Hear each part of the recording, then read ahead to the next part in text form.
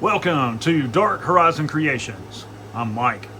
This time we're taking a look at the Star Wars Revenge of the Sith Mustafar Dual Battle Set by Hasbro. Now, if you hadn't already, please follow, like, and subscribe to my social media accounts on Facebook, Instagram, and YouTube. Don't forget to hit that bell icon so you get a notification of when I post new content. Alright, so today we're taking a look at the Star Wars Revenge of the Sith Mustafar Dual Battle Set by Hasbro. This was released back in 2005. It's a toy that I knew nothing about. I was down in Florence, South Carolina at Galactic Comics, which is the second largest retail comic store in the country. And I walked into their Star Wars section. This was sitting on the floor underneath the rack. So I reached down and picked it up because immediately I was interested when I saw that it was a blockade runner. I looked at the packaging and found that it was new in the box, it was sealed, they were asking $50, so I bought it. And I later learned by looking at the packaging that it opens up into a miniatures playset. I didn't purchase it for that reason. My interest in this toy is in using it with my Micro Galaxy Squadron ships for mixed scale photography.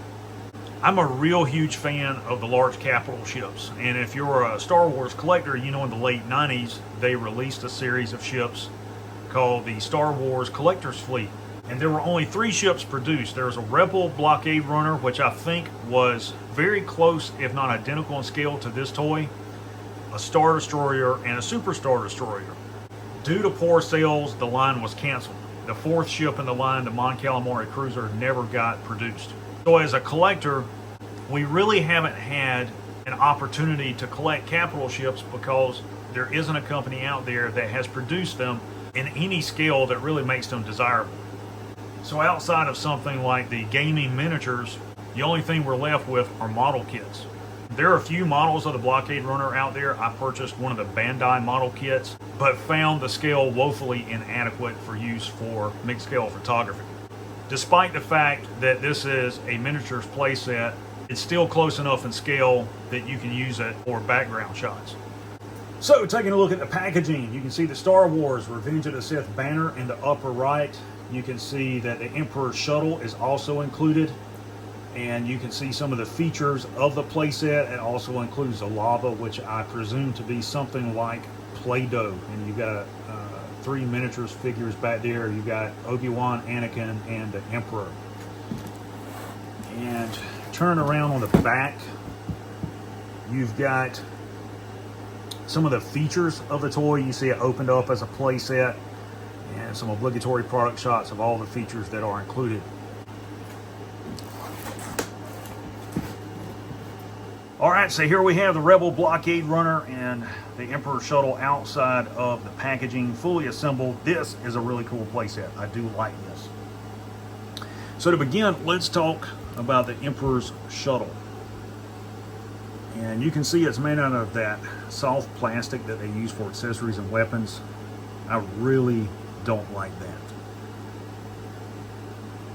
because that gives it a really cheap appearance and feel to it. You can see how the stabilizers are curved. Now, one possible solution to this is to get really hot tap water, not boiling but almost boiling, and dunk each of the stabilizers in it for 40 seconds, then remove it.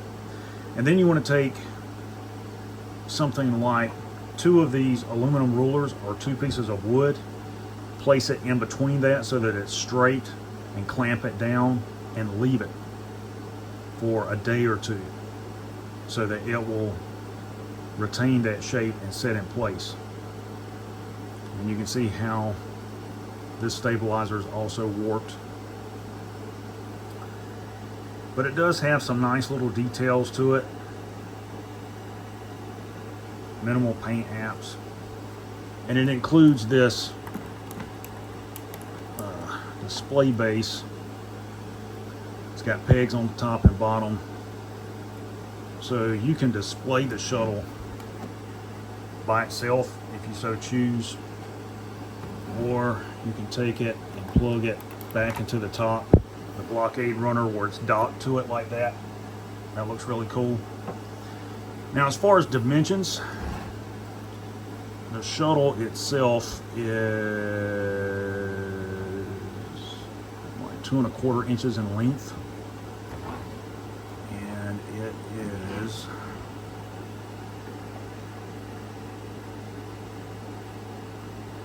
just about 4 inches wide. Still really cool little accessory. I do like it. And take it, remove it, set it off to the side so we can look at the blockade runner. A lot of cool detail here. You can see the hinge here on the front. That's for that part of the playset to open up. Don't care anything about that. It's got dorsal and ventral turbo laser cannons. A lot of nice molded detail. You got a long range comm dish here, which is usually turned to the rear. And some people would ask why. It's very simple. When they're flying forward through space and micrometeorites and debris hit the dish, you want it to hit the back. You don't want it to hit the front where it'll destroy the dish. You got your port and starboard docking points there. Engine nacelles. Top. Bottom. Really nice. I do like this. As far as the measurements go, this is just over 12 inches in length, and at its widest point in the back, it is 5 inches wide, and it is 2 3/4 of an inch in height at the top of the engine bank. And if you measure the height with the communications dish, it's right at 4 inches. It's a really cool toy. I do like it, and I know that part opens up, and then this part opens up into the play set. You got some little things here, looks like lava.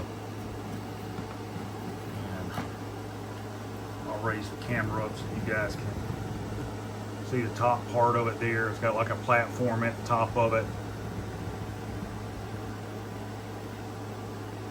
So it's cool if you want to play with it for the miniatures, but I have no interest in that whatsoever.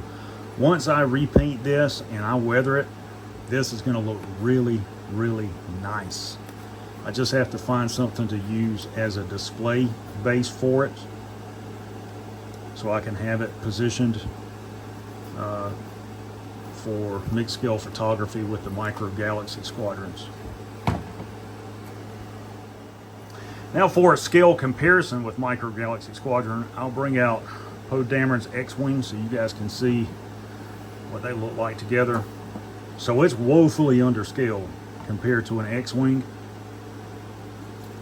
but doing mixed scale photography, it's perfect. It'll work.